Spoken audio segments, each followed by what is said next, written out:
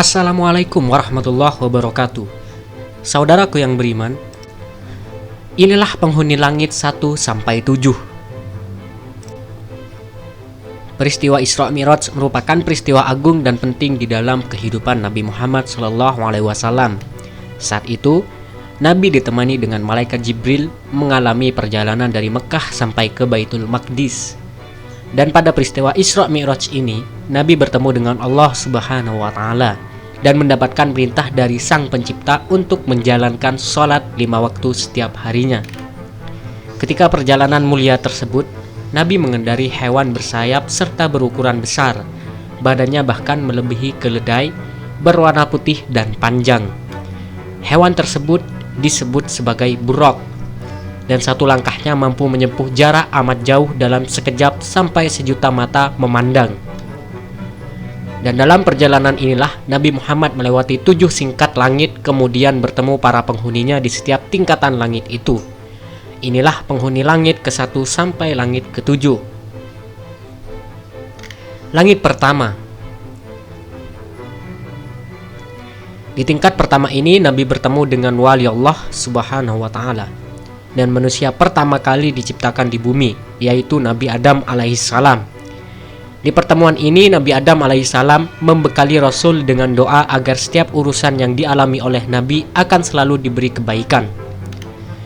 Setelah bertegur sapa dan saling mengucapkan salam, kemudian Nabi Muhammad SAW pergi dari langit pertama untuk melanjutkan perjalanan ke tingkat kedua. Selanjutnya langit kedua. Pada tingkatan langit kedua, Rasulullah SAW bertemu dengan Nabi Yahya alaihissalam serta Nabi Isa alaihissalam, dan mereka juga saling bertegur sapa dan mengucapkan salam sama seperti di langit pertama. Kedua Nabi pendahulu Rasulullah SAW ini juga membekali doa kebaikan kepada Nabi Muhammad SAW sebelum beliau melanjutkan perjalanan ke tingkat langit ketiga. Langit ketiga. Di tingkat ini, Nabi bertemu dengan penghuni langit ketiga, yang adalah Nabi Yusuf alaihissalam, manusia paling tampan yang Allah Subhanahu wa Ta'ala pernah ciptakan di muka bumi.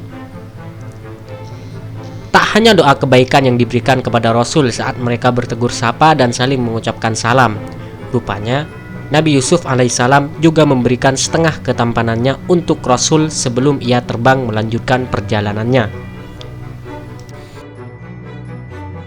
Langit keempat.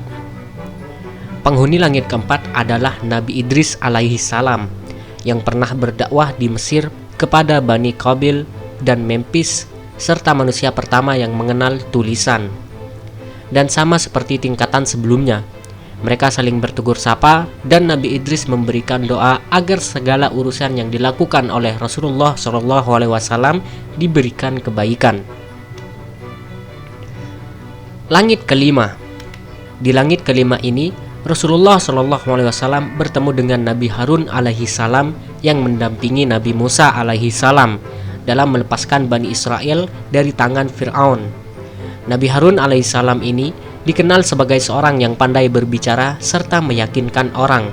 Saat mereka bertegur sapa, Nabi Harun alaihissalam mendoakan Rasulullah SAW agar setiap urusan yang dilakukan mendapat kebaikan. Langit keenam. Setelah bertemu dengan Nabi Harun alaihissalam, di tingkat sebelumnya disinilah Rasulullah berjumpa dengan Nabi Musa alaihissalam yang juga membantu Bani Israel terbebas dari Raja Fir'aun dan menuntun mereka kepada kebenaran ilahi. Dan ketika Rasulullah bertemu dengannya, mereka saling mengucapkan salam seperti dua sahabat yang sudah lama tidak bertemu, di mana penuh dengan keakraban. Sebelum Rasulullah terbang meninggalkan tingkat keenam, Nabi Musa alaihissalam juga memberikan doa kebaikan.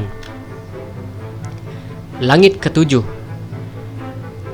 Disinilah Rasulullah bertemu dengan Nabi Ibrahim alaihissalam, sahabat Allah Subhanahu wa Ta'ala sekaligus bapak para nabi.